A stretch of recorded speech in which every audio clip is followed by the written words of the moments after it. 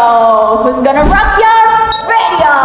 Halo teman-teman, kembali lagi ke saya Amalia Kasna atau yang suka kalian panggil Aca. Di sini saya akan membawakan podcast kecil-kecilan, yaitu cerita sejarah.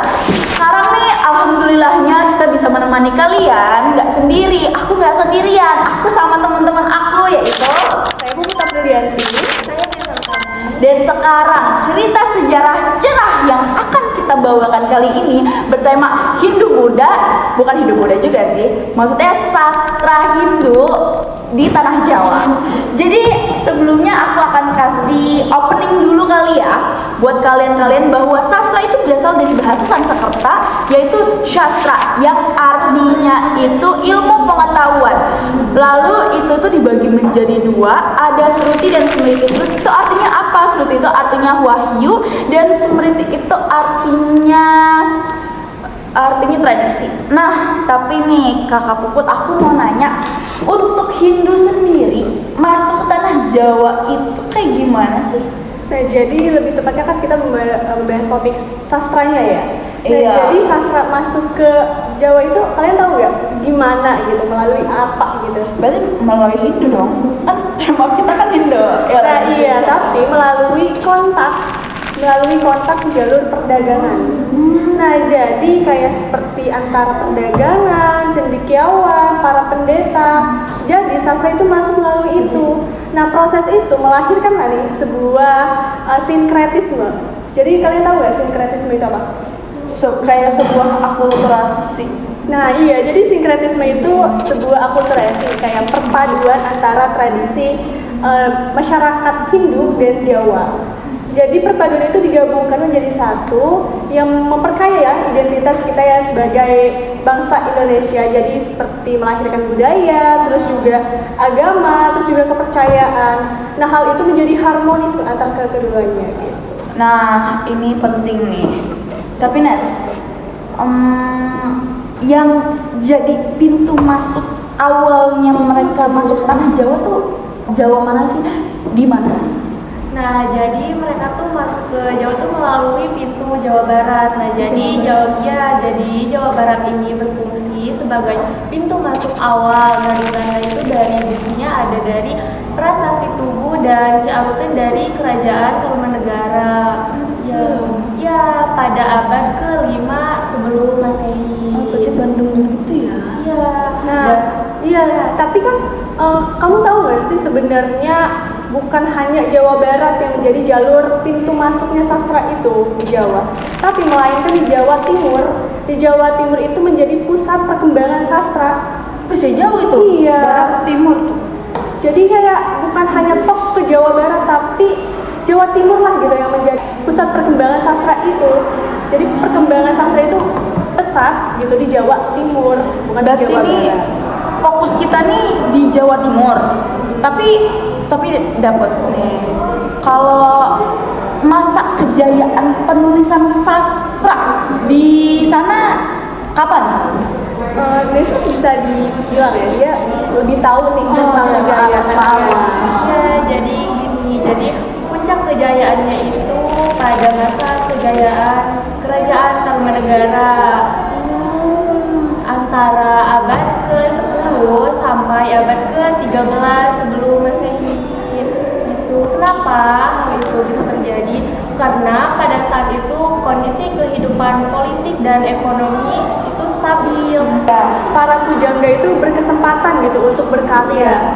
Jadi ada karyanya nih, seperti ada kekawinan lain seperti kayak Hariwangsa dan Kresnayana. Nah, itu tuh mengajarkan bagaimana seseorang itu menjadi seorang pemimpin yang bijaksana dan setia menunggu seorang kekasihnya gitu. Nah, karya-karya ini menjadi kesatria budi leluhur di sastra itu. Tapi kalau karya paling gitu kayak paling fenomenal Cina, itu tuh di Kediri tuh apa sih?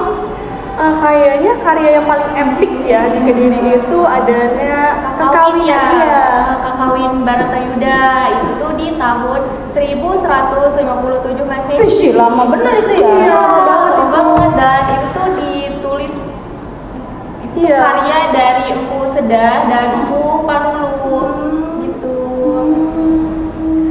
Nah, jadi si Hariwangsa ini adalah sebuah pasangan kan sama si Kresnayana. Nah, si Haryawangsa ini mengajarkan seseorang tuh gimana sih menjadi seorang pemimpin yang bijaksana, terus juga setia nih menunggu pasangannya. Ini kan menjadi sebuah norma, itu kan kayak nilai norma dari kitanya gitu, buat kita gitu. Itu sangat penting sih. Jadi karya-karya itu luar biasa sekali gitu. Tapi aku ada pertanyaan nih. Setelah Kediri kan Sasa kan lanjut nih ke Singasari. Kalau dari mencapai kematangan di Majapahit itu ada peninggalan nggak sih di Majapahit ini? Kayaknya karya ya. Iya. Karyanya seperti apa itu? Itu tuh ada yang namanya Kakawin Baratayuda. Kakawin Baratayuda. Iya. Mirip ya sama yang awal ya? Iya, mirip. Nah, ini tuh karya Empu Prapanca. Nah, ini juga salah satu karya yang fundamental karena ini mencatat catatan detail terkait masa kejayaan Majapahit dan juga Hayam Wuruk, seperti itu. Nah, terus juga adanya kekawinan gitu loh dari Suta Soma sama yang dari karya Empu. Sama yang mana? Empu Prapanca. Oh iya, terus juga ada Empu Tantular. Nah, mereka ini adalah kisah perjuangan dari Bodhisattva, kalau nggak salah, Bodhisattva yang terlahir kembali menjadi Suta Soma dia tuh. Terus juga menelusuri jalan mencari pencerahan. Kayak karya juga nih dari si siapa? Tantular. Bukan. Empu Prapanca. Prapanca tadi Tantular. Itu kan menjadi sebuah nilai buat kita semua sebagai toleransi gitu ya, toleransi mutlak antara Buddha dan Hindu gitu. Tapi terjemahannya nih, apa terjemahan kalimat yang kuat banget itu? Nah, jadi kayak terjemahannya itu kurang lebih seperti ini ya. Kebenaran Buddha dan Siwa itu adalah tunggal. Berbeda-beda menunggal yang menjadi satu, tidak ada kebenaran yang berdua. Gitu. Ya, jadi walaupun mereka ini berbeda, tetapi kedudukan mereka ini tetap sama gitu.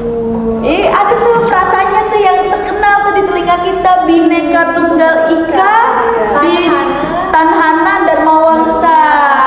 Jadi menjadi semboyan nasional kita kan, makanya ini terngiang-ngiang nih, mau mantep. Nah, ini nih berarti sebuah bukti nyata integrasi budaya historis kita nih, yang ngasih kontribusi besar terhadap kebudayaan Indonesia. Jadi dari topik ini kita mengambil gitu nilai leluhur dari kekawinan dari si Kresnayana dan Harma Wangsa ini, bahwasanya seorang pemimpin itu harus bijaksana.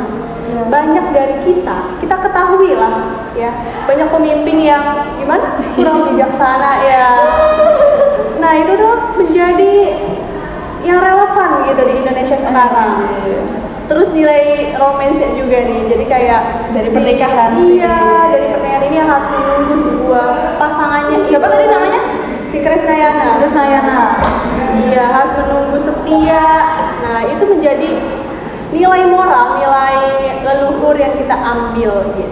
Berarti dari sastra Hindu kuno ini, selain kita belajar dari raja-rajanya juga, berarti kita tuh belajar untuk menumbuhkan suatu karakter kepemimpinan yang baik gitu. Kalau dari penyataannya Kak Put ya, untuk bagaimana menjadi pemimpin yang ideal. Tapi tujuannya itu kan agar degradasi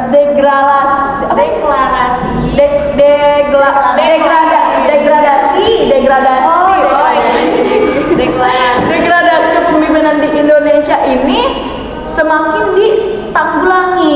Iya, betul ya. Terus juga sastra Hindu ini menjadi saksi bisu ya Teh Nisa ya? Iya, menjadi saksi bisu yang memberikan kontribusi besar terhadap kebudayaan yang ada di Indonesia pada saat ini.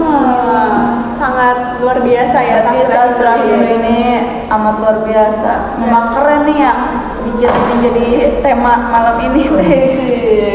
Berarti udahlah itu cukuplah segini aja teman-teman dan pemirsa di rumah untuk podcast cerah malam kali ini. Terima kasih sudah menonton kami hingga akhir. Saya Amalia Hasna dengan NIM 2288250099. Dan saya Puputa Prilianti dengan NIM 2288250014. Dan saya Nesa Utami dengan NIM 2288250007. Izin pamit mengakhiri video podcast ini dari 313 Video